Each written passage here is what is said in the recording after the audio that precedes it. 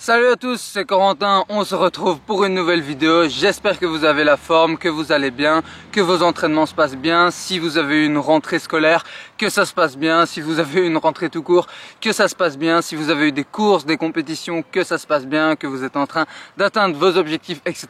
Et même si ça se passe pas trop bien pour le moment, n'oubliez pas, gardez la tête haute, continuez d'aller de l'avant, d'appliquer les bonnes méthodes et ça devrait aller. Donc on se retrouve pour une nouvelle vidéo, comme vous l'avez vu dans le titre, vidéo sur mon deuxième triathlon de la saison. Donc je sais qu'il n'y a pas eu de vidéo entre les deux triathlons, je n'ai pas eu le temps d'en faire une avec la rentrée, etc. Enfin bref, et je vous avoue aussi que je ne sais pas non plus pour l'instant si cette vidéo sera juste une vidéo préparation pour le triathlon, plus pour le triathlon, enfin les images du triathlon, ou si ce sera aussi la vidéo avec le débrief. Je ne sais pas si je ferai deux vidéos séparées ou une seule. Enfin voilà, vous êtes censé le savoir au moment où vous regardez cette vidéo.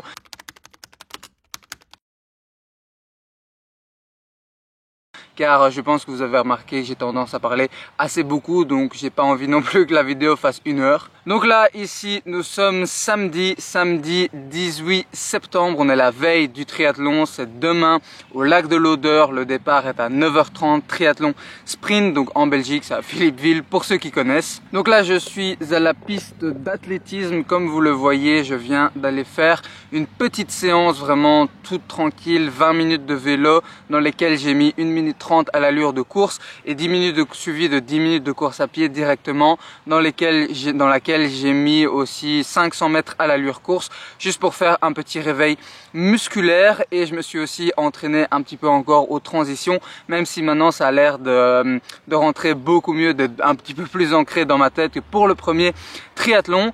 Au niveau des sensations, je vous avoue que c'était pas terrible aujourd'hui, mais hier j'ai pris un jour de repos total, donc je n'ai rien fait, j'ai pas fait de séance ni rien. Et en général, quand je prends un jour de repos, le lendemain, je n'ai pas de bonnes sensations, même pour une petite séance. C'est pour ça que je n'ai pas pris le jour de repos aujourd'hui. Je pense que c'est mieux, en tout cas dans mon cas personnel, de le prendre l'avant-veille de la course, donc c'est ce que j'ai fait. Bon bah voilà, il reste plus qu'à se reposer et à voir demain ce que ça donnera au niveau des sensations. Au niveau de la préparation de ce qui s'est passé cette semaine ou depuis le dernier triathlon.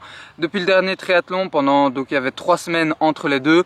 Pendant 2 semaines, je me suis quand même pas mal entraîné. J'ai fait des semaines presque à 10 heures d'entraînement et je faisais quand même pas mal d'entraînement, souvent 2 entraînements par jour.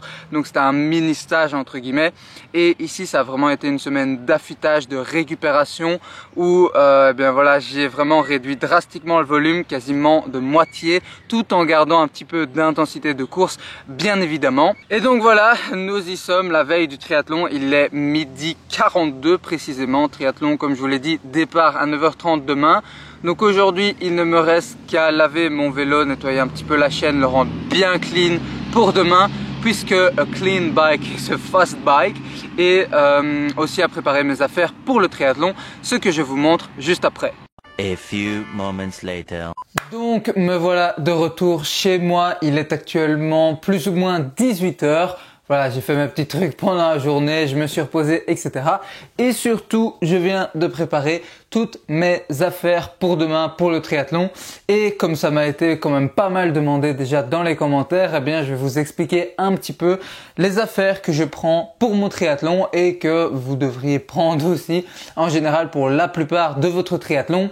Ce n'est peut-être pas une liste complète, peut-être que pour des triathlons, pour vous, que vous ferez, il vous faudra d'autres choses en plus que les miennes ou en moins que les miennes. Mais voilà, au moins comme ça, vous avez un petit peu un aperçu de ce que je prends en triathlon. Donc déjà, pour commencer, bien évidemment, demain matin, il faudra que je m'habille. Du coup, ici, j'ai ma trifonction. Donc voilà, trifonction Castelli. Je l'ai depuis l'année dernière. Elle fonctionne vraiment très bien. Elle est agréable à porter, je trouve. Donc voilà, vraiment pas mal. Avec au-dessus, comme il fera quand même un petit peu froid, on est quand même passé mi-septembre, un petit collant et des chaussettes et bien évidemment mes anciennes chaussures de course pour marcher là-bas sur les lieux, pour aller à la zone de transition, etc.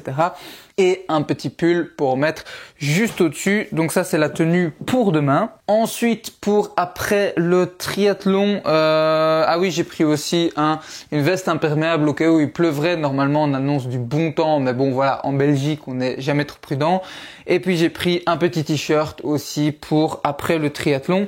Au cas où j'aurai un peu froid ou j'aurai envie d'enlever la trifonction, et ben voilà, je mets le petit t-shirt.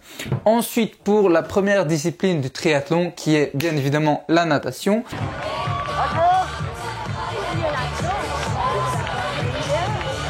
Alors, ben déjà la natation, je nage avec ma trifonction, mais normalement, si l'eau n'est pas au-dessus de 22 degrés, et je ne pense pas qu'elle sera au-dessus de 22 degrés, je pourrais mettre ma combinaison de natation. Donc je vais vite vous la montrer, même si elle est encore dans son sachet.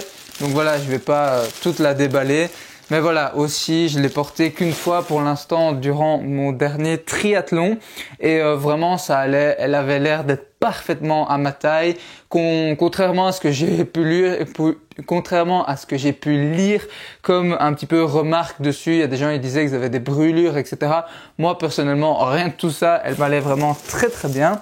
J'ai pris un petit sac poubelle aussi pour la mettre après le triathlon, pour pas que ça goûte partout dans la voiture et que ça trempe tout. Alors, j'ai pris bien évidemment mes lunettes de natation qui sont des lunettes vraiment adaptées pour le triathlon avec un grand angle de vue et des verres un petit peu teintés, un peu beaucoup même teintés. Aussi mon bonnet de natation. Alors normalement l'organisation nous en donne un, mais voilà, je me suis dit j'allais toujours le prendre au cas où, on ne sait jamais, il faut toujours me prendre un petit peu trop qu'un petit peu trop peu. Et puis certains aiment bien mettre parfois leur propre bonnet, puis leurs lunettes au-dessus du bonnet, et puis le bonnet de l'organisation au-dessus de tout ça. Comme ça, les lunettes ne s'en vont pas, sont coincées entre les deux bonnets si jamais on reçoit un coup ou quoi dans la figure. Je ne l'ai pas fait au dernier triathlon, je ne pense pas que je le ferai ici. Mais bon, voilà, si jamais je change d'avis à la dernière minute, comme ça, je pourrais le faire. Ensuite, de la vaseline. Donc de la vaseline, c'est un espèce de produit lubrifiant tout simplement que vous pouvez mettre aux articulations, notamment dans le cou, lorsque vous mettez la trifonction, pour ne pas que ça gratte de trop, voire que ça brûle. Donc voilà, ça permet de fluidifier un petit peu le mouvement, que ça glisse un petit peu mieux. Et puis un essuie pour la zone de transition, et même si je ne pense pas que je l'utiliserai dans la zone de transition, puis pour après le triathlon, on ne sait jamais. Ensuite, deuxième sport, bien évidemment, le vélo. Alors bon, le vélo ici, il n'est pas dans ma chambre, je viens de le laver, il est tout propre, tout clean. J'ai remis du lubrifiant sur la chaîne, il est dans le garage, je vais le mettre dans la voiture juste après. Donc bien évidemment, sans votre vélo, ça va être compliqué de faire le triathlon. Alors bien évidemment, l'incontournable du vélo, le casque. Ensuite, le GPS, mon petit GPS Garmin avec le parcours de la course qui est déjà chargé dessus. Et petite note pour tout ce qui est appareil électronique du style GPS, montre, etc. Faites en sorte, je vous conseille qu'il soit chargé au maximum pour le jour de la course. Même si c'est comme par exemple pour mon cas une course qui dure entre 1h et 1h30. Voilà, il vaut mieux avoir ces appareils chargés au maximum, c'est beaucoup plus rassurant je trouve. Et finalement les chaussures de triathlon. Donc voilà, chaussures avec les scratch dont je vous avais déjà parlé dans la vidéo sur mon premier triathlon, avec les élastiques qui sont déjà aussi attachés derrière pour faire ma petite méthode où tout simplement j'attache les chaussures au vélo. Elles sont déjà mises sur le vélo lorsque j'arrive à la première transition, et du coup ça fait que quand je monte sur le vélo, je mets mes pieds dans les chaussures pour ne pas devoir courir avec les chaussures de vélo.